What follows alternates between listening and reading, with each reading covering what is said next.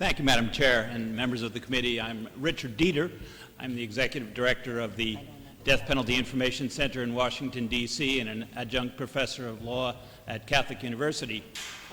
I'm here today not to advocate for or against the legislation before the committee, but rather at the request of one of the co-sponsors to talk about what's happening in the United States on the death penalty so that you would have that information going forward. The trends in capital punishment in the United States are quite extraordinary over the past decade.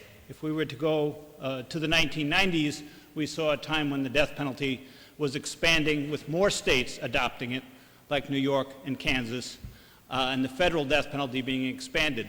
But since the year 2000, so for about 13 years, there has been an extraordinary decline in the use of the death penalty.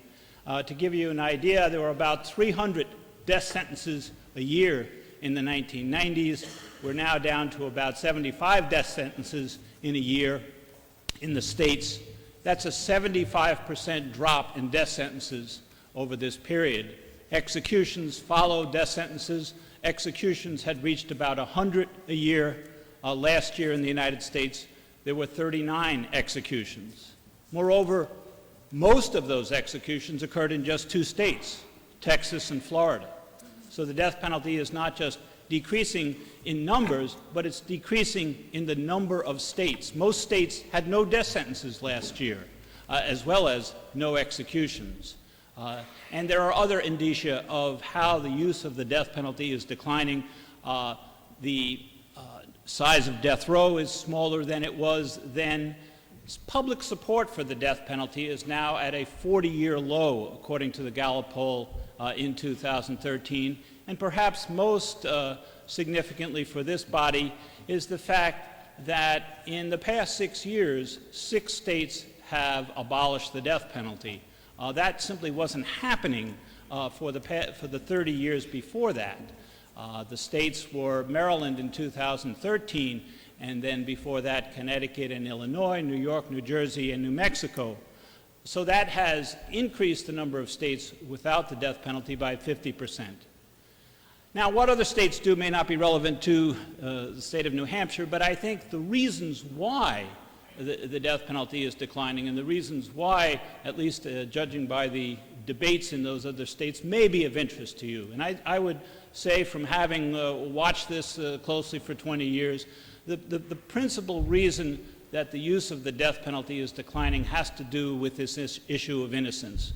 And it became much more poignant because of science, because so many people have now been freed either from death row or from prison. There's been 143 people since 1973 who were sentenced to death and were facing execution, who are now out, who were exonerated of all charges, and that occurred across 26 states. So this is a widespread problem.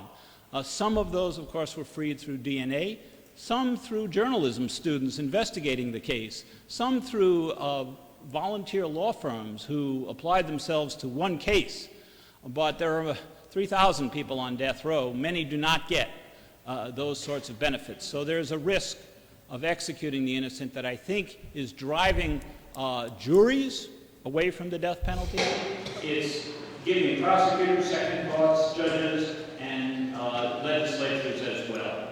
The second reason why I think we're seeing this decline in the use of the death penalty is the rise of a sentence called life without parole. We take that for granted, but it was not the norm in the country for much of our history. Matter of fact, the last state that has the death penalty that adopted life without parole was Texas in 2005. And since they adopted the death penalty in Texas, their death sentences went from 40 a year to less than 10 over the past 6 years.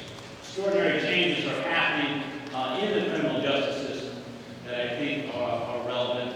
And finally, the other reason that's been spoken about in these legislative debates and the floor of houses around and in the public is the fact that the death penalty is very costly, and not just financially, but it's costly in a lot of ways that are hard to measure. A death penalty case costs about $3 million. life without parole case costs about $1 million. But that doesn't begin to account for all of the costs.